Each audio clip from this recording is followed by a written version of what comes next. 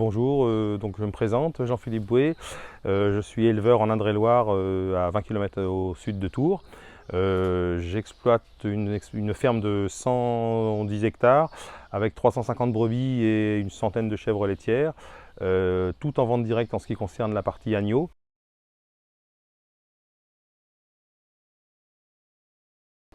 Donc en ce qui concerne l'abattoir de Bourgueil, c'est une structure qui a maintenant 4 ans et demi.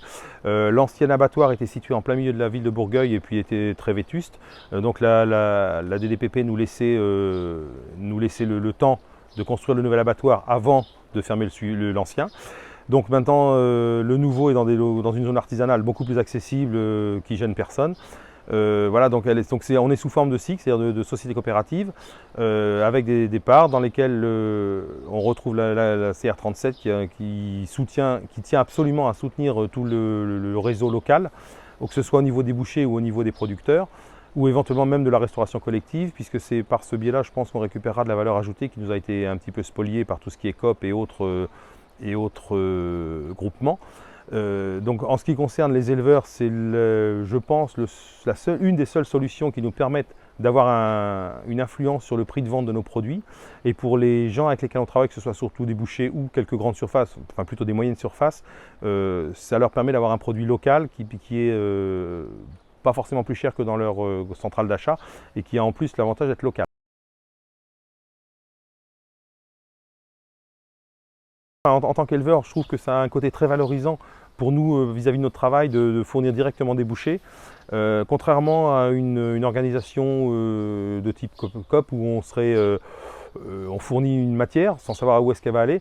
Là, on sait exactement chez qui vont les agneaux. S'il y a un problème, ça nous est arrivé une fois ou deux, le boucher nous appelle directement ou nous on appelle le boucher parce qu'il y a un retour qui ne convient pas, ce qui peut arriver, on n'est pas dans les animaux.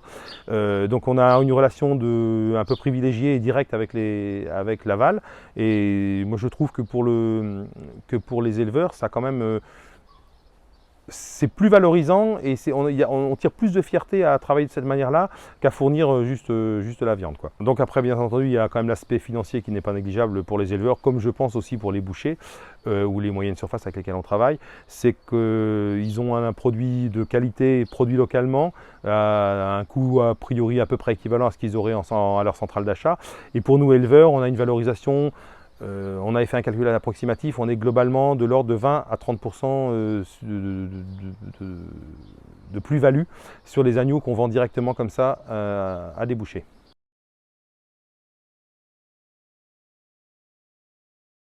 Donc depuis 6 ans que ce système-là a été mis en place, je crois qu'on peut dire que c'est gagnant-gagnant aussi bien pour les bouchers qui peuvent avoir une production locale de leur viande et mettre en avant cet argument auprès de leurs consommateurs en leur faisant bien voir que la viande est produite localement avec des systèmes qui sont respectueux de plein de choses et surtout de l'environnement a priori. Et pour les éleveurs, c'est aussi gagnant puisqu'on a quand même une plus-value qui est très intéressante et qui nous permet de mettre en place une gestion plus fine de nos animaux derrière.